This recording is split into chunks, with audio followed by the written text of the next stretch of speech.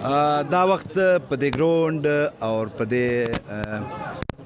مشرانو کې د مشر سره ظاهر پښتون د افغان کډوالو سربراه دلته چې همیشه به تاسو لیدلی د دې جدوجهد به لیدلی د افغان کډوال دپاره د کیمپو دپاره د کومې تعاون چې دی او د کومې هلې ځلې چې دي دا د چا څخه پټ نه دي د ایستا حکومت نه دی ظاهر افغان د مشر موجود دی د دې کډوالو په حال کې چې کوم میچ جوړ شوی ټورنمنټ جوړ شوی دی مزید د څه کډوال تیار لري او په دې کې دی د کومو علاقو به د میچونو تیاری یا ټیمان تیاری په ډېر ټولو به د مشر سره اوسئ او دا سوالونه واورو. السلام علیکم. وعلیکم السلام. جوړ په خیر څنګه یاست؟ ښه یاست؟ خیریت وي؟ ستا خدمات د چا څخه پټ نه دي تېر وخت کې چې شاید پرې دي راغلی یو هم ستا بیانونه او همیشه ستا هلې ځلې د چا څخه پټ نه دي. سرانان ماجر کې سرخاب ماجر کې فوټبال کلبونه لري کرکټ کلبونه لري په دې اړه څه معلومات لري؟ اول خو عبدالغفار صاحب ستاسې او ستاسې د کیمرمین او زما پښین دغه میډیا ګروپ څخه مننه کوم چې تاسې دلته وخت خپل قیمتي وخت زموږ دپاره ضایع کوي او زموږ غږ تر چارواکو او حکومتي چارواکو او خیریه ادارو پورې رسوي. زموږ افغان کډوال په د پښین په ضلع کې 3 پنډغالې دي چې یو سرانان پنډغال دی، بیا په سرانان کې زوړ او نوی کیمپونه دي او دارنګه د سرخاب پنډغالي دي چې دا د نړۍ د ډیر کم چې غریب ترین ممالک دي تر هغو هم ژوند ډیر یعنی دغه دی بدتر دی. هغه په دې وجه باندې چې نه روډ شته، نه بجلي شته، نه ګیس شته، نه اوبه شته د څښلو. یوه ډبه اوبه په 20 روپۍ باندې رانیسي. نو د هغه کیمپو څخه یا د هغو ارویو څخه یا د هغو کلو څخه چې کوم زموږ افغان کډوال دې ته آماده سوي دي چې راځي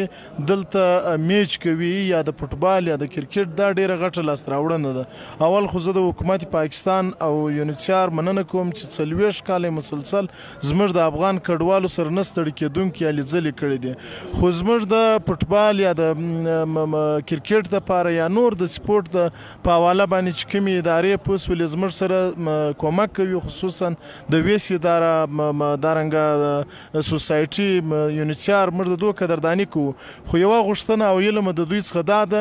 چې یو خو دغه کوم ټورنمنټ چې دی زه د ټورنمنټ په حواله باندې وایم دا یو ډېر ښه میسج کېدلی شي د افغانانو او د دې ځایي خلکو دپاره. دا د مینې یو پیلامه ده، دا د مینې یو میسج دی چې یعنې موږ دومره یو بل ته لکه دا خلک چې غلط پروپاګنډ کوي چې افغانانو سره پوس ولې هلته دای سلوک کېږي یا دای سلوک کېږي. نن زه په هېڅ د یو افغان کډوال دا یم پر دې سټیج باندې ناست یم، زما افغان کډوال لاندې فوټبال ټورنمنټ کوي. دا ډېر ښه میسج دی پوس ولې چې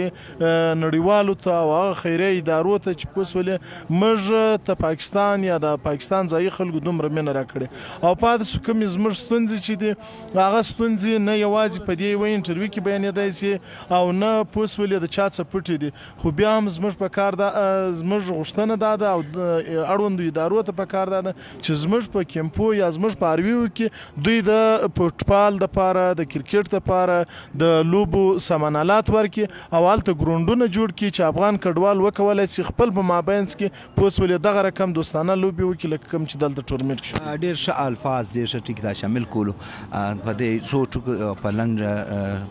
لفظو کې موږ ته بیان کې چې ستاسو د اوبو مسله ډېره زیاته ده. په ګور کې د اوبو تر مسلې په پاکستان کې د تاسو د چا زیاته مرسته شوې؟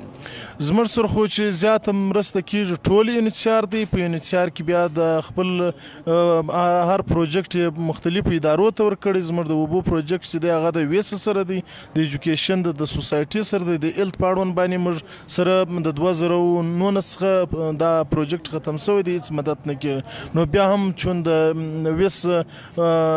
دغه منیجر سید سمیع الله غا ناست دی، بیا مو هم د ده څخه دا هیله ده او غوښتنه ده. خو دوی وایي چې موږ ته کل کړی دی چې مقصد موږ ستاسې سره دغه کړی دی. زموږ سره ډېر کومک چې کړی دی هغه یونیسیار او حکومت پاکستان کړی. شاید افریدي فاونډیشن د تیرنی وخت کې سرخاب ته استاد دواړو کیمپو ته د اوبو ډیر زموږ سره هغه خو خیریه ادارې کوم چې فاونډیشنان دي و په دغه چې دي فاونډیشنان چې دي هغه زموږ سره شاید افریدي او برمه په بور په یو مدرسه کې ولې دي خو ما شاید افریدي ته دا خبره وکړله چې دا یو بور زموږ کفایت نه کوي په کار دا چې پوس ولې زموږ د کلي د نفوس په تناسب چې 50,000 آبادي د زموږ د سرانه په کار دا چې پوس ولې دغه 50,000 په تناسب باندې موږ ته د اوبو سیستم برابر شي. د هیلث په لاس باندې موږ همیشه د افغانانو ورونو دلته ډیر سخت مسایل وینو زموږ د پاره هغه لکه بلوچستان انډیمنټ پروګرام ستا مختلف پروګرامونه ستا لیکن د افغان کډوال د پاره داسې پروګرامونه نشته چې هغه په هغو کې هغو ته د هسپتال مرستې ورسي نو تاسو د افغان حکومت سره یا دلته د یونیسیار یا داسې ادارو خیریه ادارو سره ستاسو داسې مرسته نشته چې کله موږ ته داسې مریض راسي هغه موږ ته ترلاسه کړو. زموږ مخکې چې وو د یونیسیار د خوا څخه په هر د الله سرویس چې دي 10 کیمپونه دي هلته بیچوګانې ویلې خو د 2009 څخه بالکل دا مطلقاً وتړل سولې اوس فعلاً زموږ غټ مشکل چې د هغه د بیچو نشتون دی نو په کار دا دی چې یونیسیار که نور پلایي تنظیمونه وي یا ادارې وي او د ګورنمنټ کوم داسې دغه وي په کار دا دی چې زموږ د افغان کډوالو لپاره د روغتیا مراکز یا بیچوګانې بیرته فعاله کړي. فلحال تاسو سره داسې دغه نشته چې کله موږ افغان کډوال ونیسو ترلاسه کړو د مرستې هېڅ حاله نشته. نه در اوس پر هېڅ د روغتیا پر دې لپاره تاسو تر کومه ځای کوشش روان ده چا سره خبرې اترې روان یاره عبدالغفار صاحب داسې اداره به نه وي پاتې چې دروازه مو نه وي ورټکولې او نه داسې شخصیت به پاتې چې د هغه پرې خپل اواز ده یا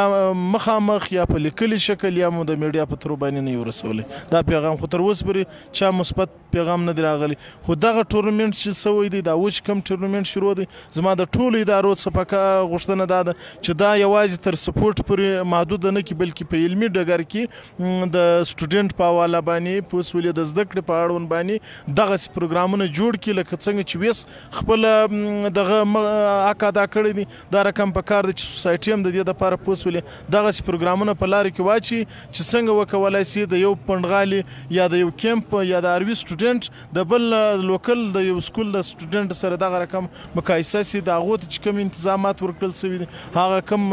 دغه اسانتیاوې ورکړل سوي هغه باید افغان رفیجز ته ورکړل سي. مننه یو جان مننه دا ظاهر پښتون چې د خدمات د چا څخه پټ نه دي د افغان کډوال سره د کمې مرستې دي او د هغو کومه سرپرستي چې د هغه ورور کوي انشاءالله